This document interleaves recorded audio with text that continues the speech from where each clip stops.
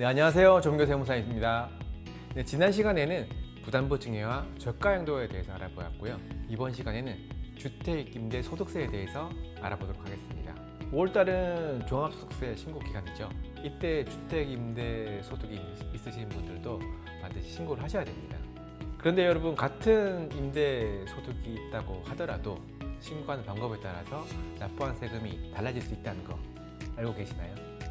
그래서 세금을 내더라도 이왕이면 절세할 수 있는 방법을 선택해서 신고하셔야겠죠. 오늘은 그 방법에 대해서 말씀드리도록 하겠습니다. 그리고 많이 헷갈려 하시는 게 과연 내가 주택임대소득 신고 대상인지 아닌지에 대해서 많이 헷갈려 하시더라고요. 오늘은 이 기준에 대해서도 확실하게 정리해 드리겠습니다. 그럼 좋아요와 구독 눌러주시고요. 끝까지 시청 부탁드리겠습니다.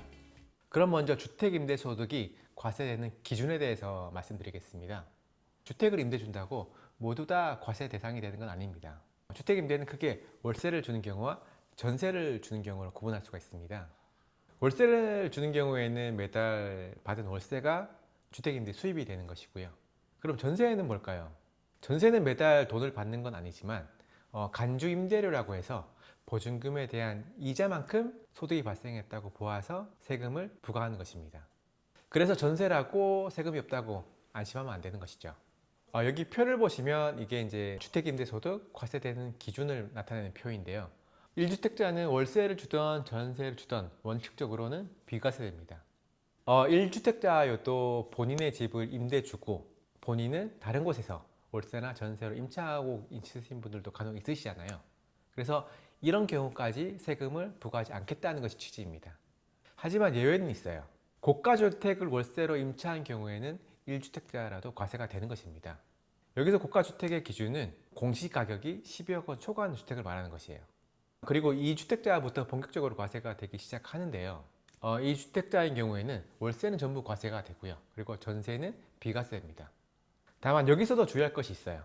이게 얼마 전에 세법 규정이 좀 바뀌었습니다. 이제는 2주택자도 전세가 과세 대상이 될 수가 있습니다. 그 기준이 뭐냐면 공시가격이 12억 원 초과하는 주택을 2개 보유하면서 전세 보증금이 12억 을 초과하면 그때는 전세도 과세가 되게 되어 있습니다.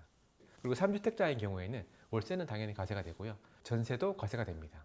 다만 3주택자 전세에는 과세되는 기준이 있어요. 보증금 합계가 3억을 초과해야 그때부터 과세가 되는 것이고요. 소형주택은 주택수에서 제외됩니다. 여기서 소형주택은 면적이 40제곱미터 이하이고 그리고 기준 시가가 2억 원 이하의 주택을 말해요. 결론적으로 고가주택을 제외하고 단순하게 정리해보면 월세는 2주택자부터 전세는 3주택자부터 과세가 되는 것입니다. 이렇게 주택임대소득은 몇 주택자인지에 따라서 과세 대상이 달라지는데요. 그리고 또 여기서 중요한 게 본인이 몇 주택자인지 판단하는 게 좀 반드시 필요합니다. 주택임대소득에서 몇 주택인지를 판단할 때는 임대주택 수가 아니고 보유주택 수로 판단하게 됩니다. 그리고 개별로 판단하는 것이 아니고 부부 합산으로 판단하는 것이죠. 양도세에서 몇 주택인지 판단할 때는 세대별로 판단하잖아요. 주택임대 과세 대상을 판단할 때는 부부합산 주택으로 판단하기 때문에 그 기준이 다릅니다. 그래서 부부합산으로 판단하기 때문에 같은 세대에 살더라도 부모님이나 자식 명의로 된 주택을 제외하고 그 주택수를 판단하게 되는 것입니다. 그리고 다가구 주택은 원칙적으로 한 개의 주택으로 보는데요. 만약 구분 등기가 되어 있다면 각각 1주택으로 보게 되는 것이고요. 반면에 다세대 주택은 공동주택에 해당되기 때문에 각각 한 개의 주택으로 계산합니다. 그리고 공동소유의 경우에는 지분이 가장 큰 자의 소유로 계산하게 됩니다. 만약 지분이 가장 큰 사람이 2명 이상인 경우에는 각각 소유로 계산하거나 아니면 합의를 통해서 그중 한 명의 소유로 계산할 수가 있습니다. 다만 공동소유에도 예외 규정은 있어요. 해당 주택에서 발생하는 연간 임대 수요액이 600만 원을 넘는다면 소수 지분자도 주택수에 포함되는 것이고요. 기준시가 12억을 초과하는 주택의 지분을 30% 넘게 보유하고 있으면 이 경우에도 주택수에 포함됩니다. 그리고 전대나 전전세도 주택수에 포함되는 것이죠. 전대는 내가 빌린 집을 다시 다른 사람에게 빌려주는 것을 말합니다. 예를 들어서 월세 100만 원 주고 빌린 집을 다른 사람에게 120만 원 주고 빌려주는 경우, 이런 경우에도 주택수에 포함된다는 말인 거죠. 마지막으로 부부 공동소유인 경우에는 둘 중에서 지분이 더 큰 사람의 소유를 보는 것이고요. 만약 지분이 동일하다면 합의해서 누구 주택으로 볼지를 결정하시면 됩니다. 이렇게 주택수를 계산해서 주택임대소득 과세 대상 여부를 판단하게 되는 것입니다. 그럼 이렇게 주택임대소득 과세 대상이 되면 세법상 어떤 의무가 있는지 한번 알아볼게요. 먼저 세무서에 사업자 등록을 하셔야 됩니다. 세법에서는 사업 개시일로부터 20일 이내로 사업자 등록을 하게 돼 있어요. 만약 사업자 등록을 하지 않으면 수익금액의 0.2%의 가산세가 발생할 수 있으니까 주의하셔야 됩니다. 이 사업자 등록은 가까운 세무서나 아니면 홈택스에서도 하실 수 있어요. 그리고 민간임대주택법에 따른 임대사업자 등록도 있는데요. 이거는 세무서가 아니고 지자체에 하시는 겁니다. 그래서 뭐 시청이나 구청 혹은 렌트홈에서 이런 임대사업자 등록을 하실 수가 있어요. 세무서에서 하는 사업자 등록은 필수이지만 지자체에서 하는 임대사업자 등록은 필수가 아니고 선택입니다. 지자체 임대사업자 등록을 하고 일정 요건을 갖추면 세제 혜택을 받을 수가 있어요. 예전에는 이 세제 혜택이 상당히 컸었는데 요즘 혜택이 좀 예전만큼 크진 않고요. 그리고 임대료 증액 제한이라든지 뭐 의무 임대 기간 이런 것들 각종 의무사항이 있으니까 이렇게 등록할지는 좀 신중하게 결정하는 것이 필요합니다. 세무서에 사업자 등록을 하게 되면 면세사업자로 등록이 되는데요. 여기서 면세는 부가가치세법상 면세라는 말입니다. 따라서 부가세가 과세되지 않는다는 뜻인 것이죠. 신고 의무를 보면 면세사업자이기 때문에 부가세는 신고하지 않으셔도 되시는 거고요. 다만 다른 신고 의무사항은 있어요. 매년 2월 10일까지 면세사업장 현황 신고를 하셔야 되고요. 매년 5월 말일까지 종합소득세 신고를 하셔야 되는 것입니다. 특히 5월 말까지 하는 종합소득세 신고를 놓치시면 가산세가 나올 수 있으니까 이 부분 꼭 챙기셔야 됩니다. 네, 그럼 이제 주택임대소득이 어떻게 과세되는지 한번 볼게요. 먼저 수익금액을 구하셔야 되는데요. 임대료, 그리고 보증금에 대한 간주임대료, 그리고 관리비 합계로 계산하게 됩니다. 임대료는 우리가 흔히 아는 월세이죠. 그리고 간주임대료는 보증금에 대한 이자라고 보시면 됩니다. 이 간주임대료가 어떻게 되는지 간단히 요 산식을 보시면요. 보증금을 다 합치고 사복원을 빼시고 60% 곱한 다음에 여기에 정기예금 이자를 곱해서 간주임대료를 계산하게 됩니다. 따라서 보증금 합계가 3억이 넘어야 그때서야 과세가 되기 시작하는 것이죠. 참고로 지금 정기예금 이자율은 현재는 3.1%예요. 근데 이거는 매년 변경될 수가 있으니까 매년 확인하시는 게 필요하십니다. 이렇게 계산된 주택임대소득은 세법상 사업소득에 해당되기 때문에 원칙적으로는 다른 종합소득과 합산해서 신고하는 것이 의무입니다. 그런데 주택임대 수익금액이 2천만 원 이하는 분리과세할 수 있도록 세법에 규정이 마련되어 있어요. 전국에 워낙 주택임대 소득자가 많으시고 신고를 좀 간편하게 할 수 있도록 편의를 제공한 제도라고 보시면 되실 것 같아요. 그래서 주택임대 수익금액이 2천만 원이 넘어가면 무조건 다른 소득 합산해서 신고해야 되는 것이지만 2천만 원이 되지 않으면 종합과세와 분리과세를 선택할 수 있게 되어 있습니다. 만약 분리과세를 선택하시면 세금 계산 방법이 아주 단순해져요. 종합과세의 경우에는 수익금액에서 필요경비를 차감해서 소득을 계산하는데요. 분리과세를 선택하면 경비가 없더라도 50%는 최소한 경비로 인정을 해주고 있습니다. 그리고 공제금액도 최소 200만 원은 무조건 정액으로 차감해주고 있습니다. 세율은 일반 소득세율이 아니고 지방세 포함해서 15.4%의 세율이 적용됩니다. 참고로 등록임대주택의 경우에는 필요경비는 50%가 아니고 60%고요. 200만 원이 아니고 400만 원을 공제하도록 되어 있습니다. 이렇게 분리과세를 선택하면 계산 방식이 단순하고 공제금액도 크기 때문에 종합과세보다 분리과세가 좀 유리하게 됩니다.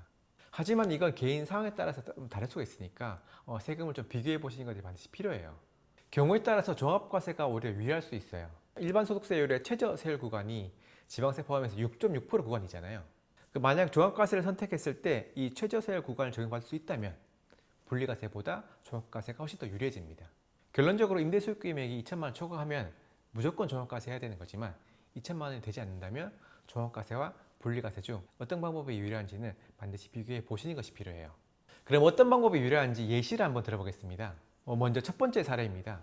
먼저 다른 소득이 없고 주택임대수익금액이 2천만 원 있다고 가정해 보았습니다.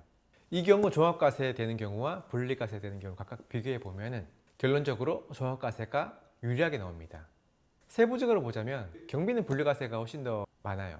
종합과세를 선택하면 실제 경비를 반영하는 게 원칙이지만 때로는 단순 경비율을 반영할 수도 있죠. 이때 단순 경비율은 42.6%의 경비율이 적용됩니다. 그런데 분리과세는 50%가 적용되니까 경비는 분리과세가 훨씬 더 유리해지는 것입니다. 소득공제 역시 종합과세보다 분리과세가 더 유리합니다. 종합과세는 150만 원 공제되지만 분리과세는 200만 원을 적용받을 수 있는 것이죠. 하지만 결정적인 차이는 세율입니다. 여기 보시면 종합과세는 6.6%의 세율국에 적용되는데 분리과세는 무조건 15.4%의 세율이 적용되기 때문에 이 경우에는 세율이 적은 종합과세가 훨씬 더 세금이 적게 나오게 되는 것입니다. 네, 두 번째 사례입니다. 두 번째는 임대 수익 금액이 2천만 원 있고 별도의 종합소득이 2천만 원 있다고 가정해 보았습니다. 이 경우에도 동일하게 분리과세와 종합과세의 경우 각각 이제 계산을 해보았는데요. 이 경우에는 분리과세가 훨씬 더 유리하게 계산되었습니다. 왜냐하면 종합과세를 선택하면 다른 종합소득이 합산되어서 소득금액이 더 커지는 거고 이때 적용되는 세율이 15% 구간을 올라가게 됩니다. 그 결과 종합과세보다 분리과세가 훨씬 더 유리하게 계산되는 것이죠. 결론적으로 말씀드리면 다른 소득이 있다면 종합과세를 하는 것보다 분리과세를 하는 경우가 일반적으로 세금이 줄어드는 경우가 많습니다. 종합과세를 선택하면 다른 소득과 합산돼서 적용되는 세율이 높아지기 때문입니다. 하지만 종합과세를 선택하더라도 필요경비가 얼마나 있는지 혹은 얼마나 많은 소득공제를 적용할 수 있는지에 따라서 그 세금은 달라질 수가 있습니다. 따라서 본인 상황에 맞게 직접 계산해보고 어떤 게 더 유리한지 비교해 보시는 것이 중요합니다. 네, 추가적으로 꿀팁 절세 방법을 말씀드리겠습니다. 분리과세는 정해진 경비율을 반영하는 거지만 종합과세는 실제 경비를 반영할 수가 있는 거잖아요. 그래서 실제 발생한 경비가 많다면 종합과세 하는 것이 오히려 유리할 수가 있어요. 예를 들어서 이런 경비에는 재산세라든지 종부세, 수리비, 감가상각비, 대출이자 이런 것들이 있어요. 그리고 특정 연도에 예를 들어서 대규모 수리를 했다면 그때는 엄청 많은 비용을 쓰셨을 거고요. 그러면 때로는 장부에 손실이 발생할 수도 있습니다. 이렇게 손실, 즉 적자가 난 것을 결손금이라고 하는데요. 이 결손금은 다른 소득에서 공제할 수도 있어요. 예를 들어서 주택임대소득과 근로소득에 있는 사람이 있는데 주택임대소득에서 결손이 발생했다면 이 결손금을 근로소득에서도 공제할 수가 있고요. 그러면 근로소득세도 줄일 수가 있는 것입니다. 그리고 결손금이 발생했는데 만약 다른 소득이 없었다면 이 결손금은 미래로 이월할 수도 있습니다. 이 결손금은 세법상 15년간 이월이 되는데요. 그러면 미래에 발생한 세금도 줄일 수 있는 것이죠. 그래서 비용을 많이 쓰셨다면 이것을 잘 정리해서 장부에 잘 발행해 놓는 것이 필요합니다. 또 하나는 기장세액공제인데요.